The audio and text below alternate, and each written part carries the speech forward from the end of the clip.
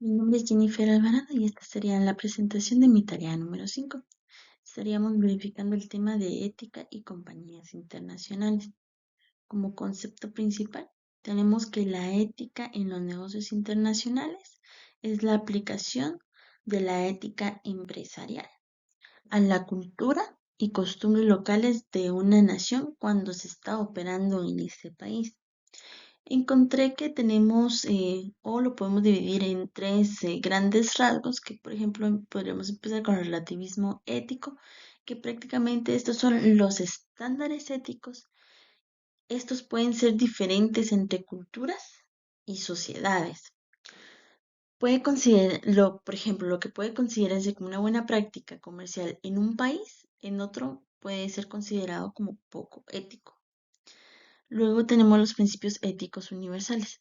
A esto se refiere como, por ejemplo, los que tomamos como fundamentales, como la honestidad, la equidad, el respeto, el respeto por los derechos humanos. Se espera que se cumplan con normas laborales independientemente del país en el que se opere. Luego tenemos la responsabilidad social empresarial, que esta implica que las empresas asuman las responsabilidades de su impacto en la sociedad y en el medio ambiente. Y como ejemplo coloqué a Grupo Bimbo que esta empresa tuvo un reconocimiento mundial por la ética que maneja. En este caso podemos verificar que ellos se basan en la regla de oro para poder implementar la cultura ética en tanto hablando nacionalmente como internacionalmente. Como siguiente tema tenemos las prácticas del empleo, que esto hace referencia a las condiciones laborales en otro país, en caso pueden ser inferiores o incluso superiores al nuestro. Entonces, esto se refiere a cómo estaríamos nosotros actuando al momento de ver las diferencias, por ejemplo, en las horas de trabajo. Si hay países en los que existen más horas de trabajo o menos, como por ejemplo Suiza, que únicamente son 33 horas a la semana que trabajan. Luego tenemos otros países que manejan 48 horas aproximadamente de trabajo como Guatemala. Tenemos que realizar un estudio de las diferencias de horas de trabajo para no caer en aprovecharnos éticamente de ese país. También tenemos la intensidad del trabajo. Hay muchas empresas que, como ven la necesidad de trabajo, como por ejemplo en Venezuela o en Cuba, al ver esta necesidad, se pueden aprovechar de la intensidad del trabajo y pueden ver que como exigen menos, pues entonces se van a aprovechar de esto y colocarle más intensidad de trabajo a las personas. También la exposición al riesgo físico. En este caso, caemos en lo mismo que la intensidad del trabajo. Como ven la necesidad de las personas, pues se aprovechan de ello y están más expuestos al riesgo físico. La distribución de ingresos, esto hace referencia tanto a hombres o mujeres o incluso en la inclusión del trabajo en los puestos que se dan entre mujeres y hombres. Eso también es importante evaluarlo y no aprovecharse de ello al momento de ir a un país que no lo contempla, por supuesto.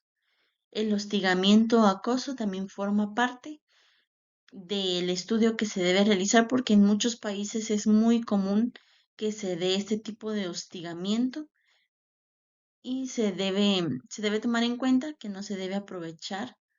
Yo como empresa no me debo aprovechar de este tipo de situaciones. Como siguiente tema tenemos el dilema ético. En este caso, como concepto principal, tenemos que es una situación en la que se da un conflicto entre los diferentes valores de la persona y las opciones de actuación disponibles.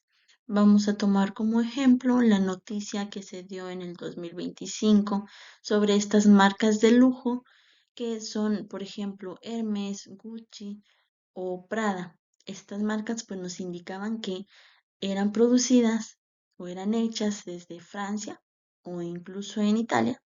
Sin embargo, se dio a conocer que la mayor parte de producción pues la vendría haciendo China. Los procesos de producción los realizaban realmente ellos por un costo de producción bastante bajo, porque también implicaba que los sueldos eran mucho menores, la disciplina en los procesos de producción eran mucho mayores debido a la cultura del país y el 90% del precio de las ventas correspondían exclusivamente al prestigio de la marca. El proceso de mercadotecnia que ellos tenían, pues ya eran mundialmente reconocidos, pero se estaban aprovechando de todas estas situaciones debido a la cultura china. Como siguiente tema tenemos la cultura organizacional, que como concepto base es un conjunto de principios, creencias que guían el comportamiento diario de los miembros de una organización. Realicé una comparación entre un banco internacional y bancos de Guatemala en general. Tenemos un ejemplo que Wells Fargo en el 2016 fue multado por 185 millones de dólares. Esto por motivo de crear cuentas bancarias falsas para clientes sin su consentimiento. Este tipo de comportamiento no solo ha sido ilegal, sino que también poco ético, porque realmente los empleados pues estaban más preocupados en alcanzar sus objetivos de ventas que por el bienestar de sus clientes, como tal la información que manejan de sus clientes. Comparado con nosotros, pues en Guatemala tenemos bancos en los que nos incluyen, uno se dirige a un banco y que es lo primero que le indican a uno, que al momento de aperturar una cuenta se le va a incluir un fondo de ahorro o se le va a incluir un seguro. Ciertamente es con el conocimiento del cliente, pero no realmente con un consentimiento real del cliente. Esto implica una falta ética, ya que se le está imponiendo a las personas adquirir un producto que realmente pues es muy probable que no le interese o en este momento no se encuentra en sus posibilidades. Realmente, ¿qué nos hace tan diferentes de esta empresa, por ejemplo, Wells Fargo? Como último tema tenemos una comparación entre la ética utilitaria y la kantiana. Tenemos que el utilitarismo se centra en las consecuencias de las acciones y se divide en consecuencialismo, que esto hace referencia a la moralidad de las acciones, como la moralidad de una acción depende de sus consecuencias. Luego tenemos el hedonismo, que esto se centra específicamente en la felicidad como el único bien. La imparcialidad, que esto toma todos los intereses prácticamente y realiza una evaluación de las consecuencias de las acciones. Luego tenemos la kantiana, que es la moralidad que se basa en la razón y en los principios universales. Tenemos la universalización, que esto es prácticamente como al momento de yo actuar al máximo, voy a pretender o querer que sea una ley universal.